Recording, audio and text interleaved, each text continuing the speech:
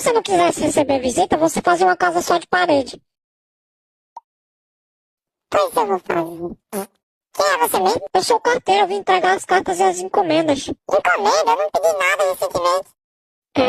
Eu não tenho nada a ver, não. E as cartas aí pra mim que eu tô sem óculos. É contra a lei, ler a carta de outra pessoa. A carta agora é nossa. Ah, então assim sim. Sabe quem é trouxa?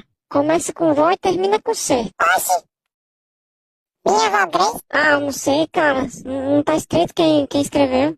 Engraçado que antes de você aparecer, ninguém nunca tinha me dito isso.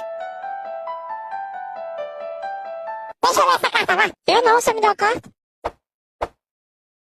Oxi, a carta tá em branco. Não foi grave,